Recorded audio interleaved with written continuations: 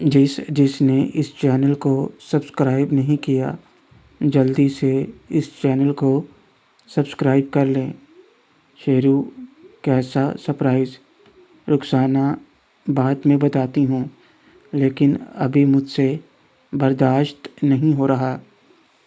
اس کے ساتھ ہی aunty bed سے نیچے اتریں اور مجھے بیڈ پر دھکا دے کر لٹا دیا اور نیچے بیٹھ گئیں۔ آنٹی واقعے میں آج کچھ زیادہ ہی تڑپ رہی تھیں۔ وہ پاگلوں کی طرح باتیں کر رہی تھیں اور کچھ دیر کے بعد وہ مجھ سے ناراض ہو کر میرے اوپر بیٹھ گئیں اور بولیں، آج میں تمہیں نہیں چھوڑوں گی، تم مجھے بہت ستاتے ہو، میں تم سے بہت ناراض ہوں۔ آنٹی مکھن سے بھی زیادہ ملائم تھیں اور اس کی وجہ انہوں نے اپنے آپ کو سنبھال کر رکھا تھا اور بے بہا پیسہ تھا۔ وہ تو میں نے انہیں وقت پر سنبھال لیا، نہیں تو پتہ نہیں وہ کیا کر بیٹھتیں۔ کچھ ہی دیر میں آنٹی پتہ نہیں کون سی دنیا میں پہنچ گئیں۔ رخسانہ، شیرو مجھے ایسے ہی مناؤ، شیرو مجھے ایسے ہی مناؤ، میں تم سے بہت ناراض ہوں۔ اور انگلش میں مجھے کچھ کہنے لگیں۔ آنٹی پاگلوں کی طرح حرکتیں کرتیں، خود ہی اپنے بال نوچنے لگیں۔ پتہ نہیں آج وہ ایسا کیوں کر رہی تھیں۔ اور پھر وہ جلدی سے نیچے اتر گئیں اور مجھے منانے کو کہا۔ پھر میں ان کو نیچے کھڑا ہو کر منانے لگا۔ وہ بہت سخت ناراض تھیں۔ کچھ ہی دیر میں میں ان کی دھجیاں اڑانے لگا اور انہوں نے مجھے اپنے ساتھ لگا لیا اور دونوں ٹانگوں سے مجھے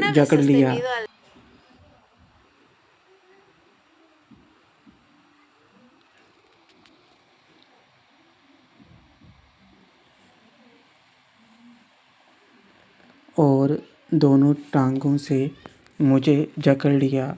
وہ مجھے ہلنے بھی نہیں دے رہی تھیں۔ میں مانتا تھا کہ وہ مجھ سے بہت ناراض ہیں، لیکن ان کی یہ حرکت مجھے سمجھ نہیں آئی اور اس کے ساتھ ہی ان کو کچھ ہونے لگا اور وہ کانپنے لگیں۔ شیرو، آج کیا ہوا ہے آپ کو؟ کچھ دیر تک آنٹی سانسیں لیتی رہیں اور میری بات کا جواب نہیں دیا۔ میں نے دوبارہ پوچھا تو بولیں، رخسانہ کچھ نہیں، آج تمہیں سرپرائز دینا تھا، ہٹو پیچھے۔ شیرو کیسا سرپرائز دینا ہے؟ اور میں نے ابھی آپ کو پوری طرح سے نہیں منایا، جانتی ہیں نا آپ۔ رخسانہ جانتی ہوں، رکو میں ابھی آتی ہوں۔ اتنا کہہ کر آنٹی مجھے سائیڈ میں کر کے نیچے اتریں اور باہر نکل گئیں۔ میں سوچ میں پڑ گیا کہ وہ مجھے اس طرح سے چھوڑ کر کہاں چلی گئیں، مگر کچھ ہی پلوں میں وہ پھر سے واپس لوٹ آئیں اور میرے قریب آ کر بیٹھ گئیں۔ شیرو، کون سا سرپرائز دینا چاہتی ہیں آپ؟ اب بتائیے بھی۔ آنٹی کو چپ دیکھ کر میں نے پوچھا، مگر آنٹی نے کوئی جواب دینے کی بجائے مجھے اپنے ساتھ لگا لیا اور باتیں کرنے لگیں۔ مجھے کچھ الگ سا لگا مطلب ابھی آنٹی سے ملاقات کی تھی، لیکن یہ احساس الگ تھا۔ اچانک روم میں روشنی ہو گئی۔ میں ایک دم سے ڈر گیا اور پیچھے ہٹ گیا۔ ہم دونوں کی چوری پکڑی گئی تھی اور اس بات کے احساس سے ہی میری دھڑکن رکنے لگی۔ گھر پر سب اپنے تھے، اب میں کیسے منہ دکھاتا؟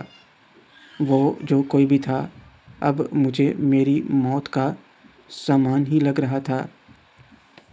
میری گردن شرمندگی سے جھک گئی، مگر اگلے ہی پل میرے کانوں میں جو آواز سنائی دی اسے سن کر مجھے جھٹکا لگا۔ کیسا لگا سرپرائز؟ یہ آواز کسی اور کی نہیں بلکہ آنٹی کی تھی، جو دروازے کی طرف سے آ رہی تھیں۔ میں نے نظریں اٹھا کر دیکھا تو سامنے آنٹی کھڑی مسکرا رہی تھیں اور میری حالت دیکھ کر انہیں ہنسی آ رہی تھی۔ اگر آنٹی وہاں ہیں تو یہاں میرے ساتھ کون ہے؟ یہ بات دماغ میں آتے ہی جب میں نے گردن گھما کر دیکھا تو شمائلہ باجی شرما کر نظر جھکائے میرے پیچھے چھپکے سے بیٹھی ہوئی تھیں۔ رخسانہ، تمہیں دیکھ کر تو ایسا لگ رہا ہے کہ جیسے بھوت دیکھ لیا ہو۔ تمہیں کیا لگا تھا کہ مجھے کچھ پتہ نہیں چلے گا کہ تم دونوں کے بیچ کیا چل رہا ہے؟ میری بیٹی کو بھی تو زندگی میں خوشیاں ملنی چاہیے۔ جو پیار اسے نہیں ملا وہ تم نے اسے دے کر اس پر ہی نہیں مجھ پر بھی ایک اور احسان کر دیا۔ مجھے کوئی اعتراض نہیں تم دونوں کے اس رشتے سے، بس تم ذرا اس کا خیال رکھنا۔ میں چاہتی ہوں کہ یہ ہمیشہ خوش رہے۔ اب میں چلتی ہوں اور تم اب یہ حیران ہونا بند کرو۔ رخسانہ آنٹی اتنا سب کہہ کر بھی بنا کچھ سنے واپس دروازہ بند کر کے نکل گئیں۔ مجھے تو ابھی بھی یقین نہیں ہو رہا تھا کہ ابھی جو کچھ ہوا وہ سچ ہے۔ کچھ پل بعد ہوش میں آتے ہوئے جب دماغ صحیح سے کام کرنے لگا اور میں اس شاکنگ کنڈیشن سے باہر آیا تو شمائلہ باجی کی طرف گھوم گیا۔ شرم سے گردن جھکائے نائٹ گون پہنے وہ سہمی سمٹی سی بیٹھی تھیں۔ شیرو، یہ سب کیا ہے باجی؟ شمائلہ، میں نے کچھ نہیں کیا۔ وہ دراصل اس دن جب میں تمہارے کمرے میں آئی تھی اور ہم دونوں میں وہ ہوا تھا تب انہوں نے دیکھ لیا تھا۔ اگلے دن انہوں نے مجھ سے اس بارے میں بات کی۔ اب چھپانے کو کچھ بچا ہی نہیں تھا تو میں نے انہیں سب بتا دیا۔ شیرو، مگر آج یہ سب شمائلہ موم چاہتی ہیں کہ شیرو، کیا چاہتی ہیں آنٹی؟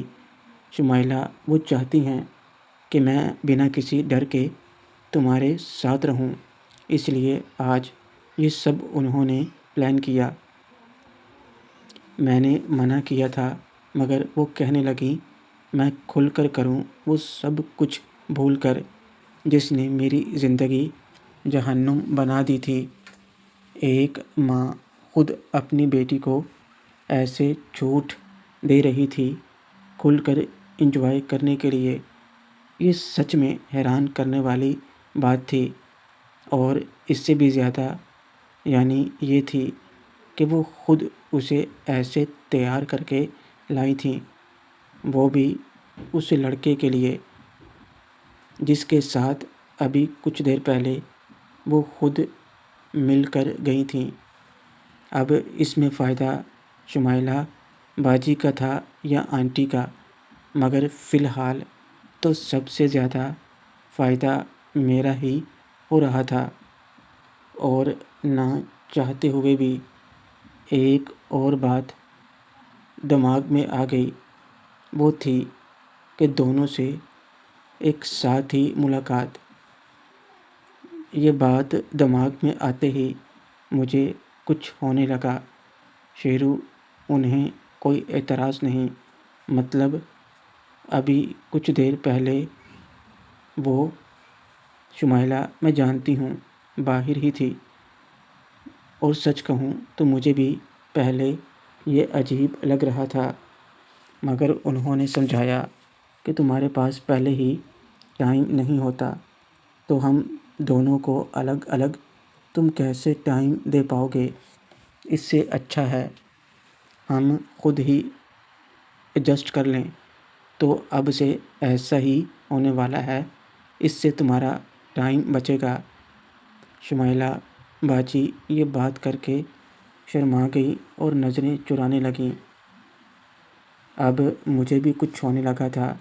آنٹی اور شمائلہ باجی کو ایک ساتھ دیکھ کر پتہ نہیں مجھے کیا ہو رہا تھا۔ میں نے شمائلہ باجی کی طرف بڑھتے ہوئے انہیں اپنے ساتھ لگا لیا اور ان سے باتیں کرنے لگا۔ اب وہ بھی میری باتوں کا جواب دینے لگیں۔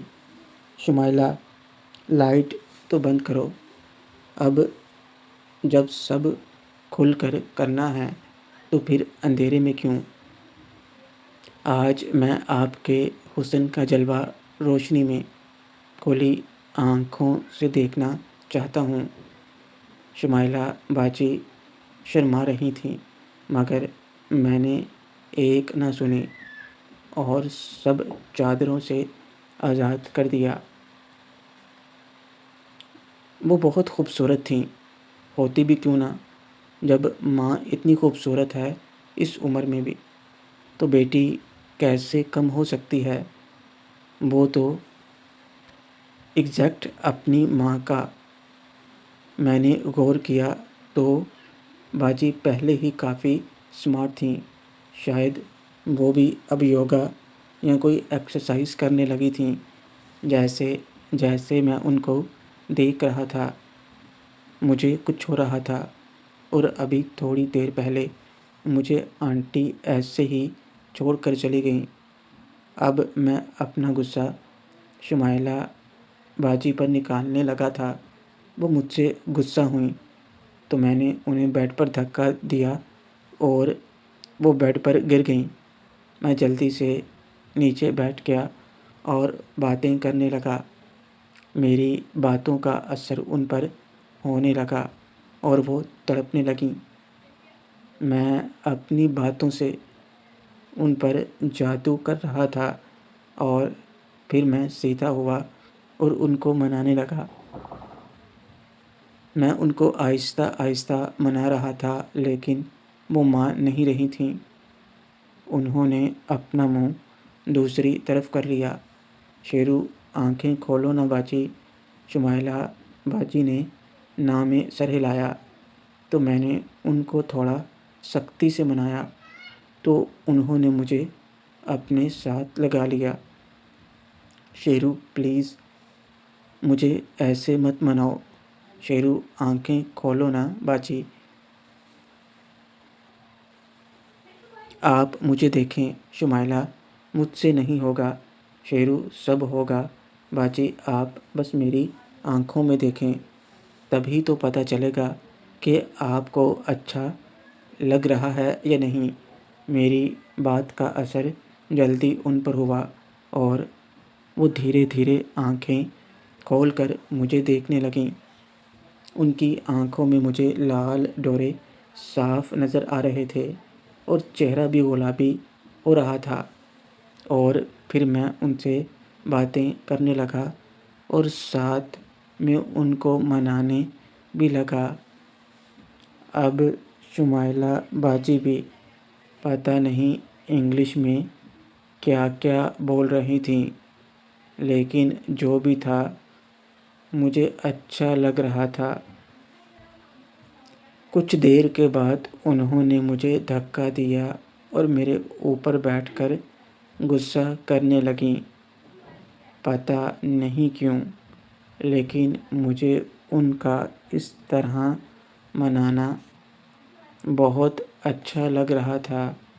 کچھ دیر بعد جب مجھے کچھ ہونے لگا تو میں نیچے کھڑا ہو گیا۔ شمیلہ باجی ناراض ہو گئیں اور اپنا منہ دوسری طرف کر لیا۔ میں ان کو منانے لگا، شیرو، کتنا مزہ آئے گا نا باجی، جب میں آنٹی اور آپ سے ایک ساتھ ملوں گا۔ شمیلہ، پلیز ایسی باتیں مت کرو، ایسا نہیں ہو سکتا۔ وہ میری ماں۔ شیرو، کیوں نہیں ہو سکتا؟ جب تم دونوں میں اب پردہ نہیں تو دونوں کو ایک ساتھ کیوں نہیں مل سکتا؟ اب تو دونوں کو ساتھ میں ملوں گا، ورنہ کسی کو نہیں۔ بولو، منظور ہے؟ شمیلہ باجی سے بات کرتے ہوئے، مجھے پتہ نہیں کیا ہو گیا، اور آنٹی اور شمیلہ باجی کو ایک ساتھ تصور کرتے ہوئے میں کسی اور دنیا میں پہنچ گیا۔ شمیلہ، پلیز ایسے مت کرو۔ یہ خیال میرے ذہن میں آتے ہی میں جنگلی بن چکا تھا۔ مجھے کچھ سمجھ نہیں آ رہا تھا میں کیا کر رہا ہوں۔ شیرو، سوچو کیسا لگے گا جب تم دونوں ایک ساتھ انجوائے کرو گے، مان جاؤ۔ شمیلہ، مجھے میرے نام سے بلاؤ۔ میرے منہ سے اپنا نام سن کر شمیلہ باجی کو پتہ نہیں کیا ہوا اور وہ مجھ پر غصہ کرنے لگیں، اور جب انہوں نے مجھے اور میں نے ان کو راضی گر لیا تو میں بیڈ پر گر گیا۔ دھڑکن تو مانو ٹرین سے بھی تیز تھی۔ میں شمیلہ باجی کے اوپر ہی گر گیا تھا۔ جب سانسیں درست ہوئیں تو میں سائڈ پر ہوا اور شمیلہ باجی جانے لگیں تو میں نے ان کا ہاتھ پکڑ لیا۔ شمیلہ، کیا ہوا؟ شیرو، ابھی دل نہیں بھرا۔ میری بات سن کر ان کے چہرے پر شرم کے ساتھ مسکان بھی آ گئی۔ شمیلہ، تمہیں صبح کالج بھی جانا ہے۔ شیرو، وہ میں دیکھ لوں گا، لیکن ابھی میں من نہیں بھرا۔ اتنا کہہ کر میں نے ان کو کھینچ لیا۔ شمیلہ، ارے صبح اٹھنے میں دیر ہو جائے گی اور تم لیٹ جاؤ۔ شیرو، ایک دن لیٹ بھی چلا جاؤں گا، مگر آج آپ کو جی بھر کر پیار کرنا ہے۔ میں نے ان کو ساتھ لگا لیا اور باتیں کرنے لگا، اور وہ بھی میری باتوں کا جواب دینے لگیں۔ اس بار میں نے اپنے ہوش و حواس میں ان کو منایا اور ہم دونوں ادھر ہی سو گئے۔ نکھت، کہاں جا رہی ہو تم؟ مہرین، دیکھو نا، 7 بج گئے ہیں اور یہ شیرو ابھی تک اٹھا نہیں، میں اسے اٹھا کر آتی ہوں۔ نکھت، تو رہنے دے، میں جاتی ہوں۔ مہرین، مگر نکھت، میں نے کہا نا تو تیاری کر، میں ابھی اسے جگا کر آئی۔ ادھر نکھت اپنے روم سے شیرو کے لیے نکل گئی، من میں ایک امنگ لیے۔ کل رات کو اس کے ارمانوں پر پھر ایک بار پانی پھر گیا تھا، مگر ابھی کے لیے وہ تھوڑا اور جلوہ دکھانا چاہ رہی تھی۔ شیرو کو گھر میں نکہت کے علاوہ صرف ثمینہ تھی، جو وقت پر تیار ہو چکی تھی، اور وہ بھی نکہت کی طرح شیرو کو جگانے اس کے کمرے میں انٹر ہوئی، مگر دونوں میں سے کسی کو اندازہ نہیں تھا کہ اندر کا نظارہ کیا ہونے والا ہے۔ ہائے، یہ کیا؟ یہ ایسے کیسے سو رہا ہے؟ ذرا بھی شرم نہیں آئی اس لڑکے کو؟ کیسے ایک دم بے پردہ سو رہا ہے؟ دروازہ کھول کر جیسے ہی ثمینہ شیرو کے کمرے میں گھسی تو شیرو بستر پر بالکل بے پردہ تھا۔ رات کو وہ تھک کر ایسے ہی سو گیا تھا شمائلہ کے ساتھ، مگر رخسانہ شمائلہ کو جگا کر لے گئی تھی رات کو ہی، کیونکہ وہ کسی قسم کا خطرہ مول نہیں لینا چاہتی تھی۔ اسے ڈر تھا کہ صبح صبح ثمینہ یا نکہت شیرو کے کمرے میں آ سکتی ہیں، اور ایسا ہونے پر سارا بھید کھل جانا تھا۔ شمائلہ تو چلی گئی، مگر شیرو کو دونوں میں سے کسی نے نہیں جگایا تھا۔ رخسانہ شیرو پر کمبل ڈال کر چلی گئی، اور شیرو کے اوپر وہ کمبل بھی نہیں تھا۔ اوپر سے صبح کی میٹھی روشنی میں چودھری صاحب بھی بالکل تیار تھے۔ ثمینہ کی نظر جب شیرو پر پڑی تو نظریں وہیں جم گئیں۔ روبینہ کی باتیں سن سن کر ثمینہ کے سوئے ہوئے جذبات پہلے سے جاگے ہوئے تھے، اور اب اپنے سامنے چودھری کو دیکھ کر ثمینہ کو کچھ ہونے لگا۔ یہ وہی تھا جس کے ساتھ وہ انجوائے کرتی تھی۔ شیرو کے ساتھ گزرے وہ پل اس کی زندگی کے سب سے اچھے پل تھے، مگر قسمت نے وہ کھیل کھیلا کہ ثمینہ کو اپنے دل پر پتھر رکھ کر اپنی زندگی کے پیار کو خود سے دور کرنا پڑا۔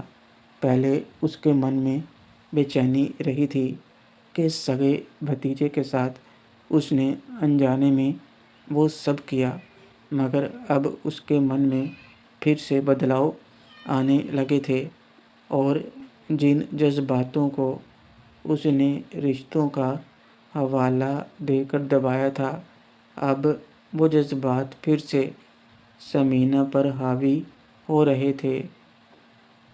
اس آگ کو ہوا دینے میں روبینہ کا سب سے بڑا ہاتھ تھا، جو لگاتار ثمینہ کو اکسا رہی تھی، کیونکہ وہ اچھی طرح جانتی تھی کہ ثمینہ کے لیے شیرو کیا ہے، اور وہ یہ نہیں چاہتی تھی کہ جس پیار کے لیے ثمینہ ساری زندگی ترسی ہے، اب اسے اپنے ہی ہاتھوں سے کچل دے۔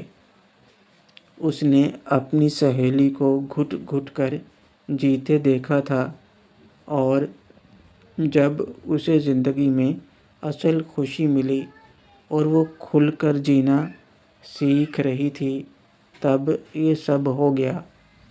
اس لیے روبینہ ثمینہ کو اکسا رہی تھی، تاکہ وہ خود کو رشتوں کا حوالہ دے کر پھر سے گھٹن بھری زندگی میں قید نہ کر لے۔ ثمینہ کی نظر شیرو پر تھی، اور دھڑکن بھی مانو کسی ٹرین کے انجن کی طرح چل رہی تھی۔ ثمینہ کسی انجان ڈورے سے بندھی کھینچی چلی گئی شیرو کی طرف، اور اس کے بیڈ کے نزدیک جا کر اور قریب سے اس کو دیکھنے لگی۔ اس وقت اسے اور کچھ بھی نہیں دکھ رہا تھا، نہ سوجھ رہا تھا۔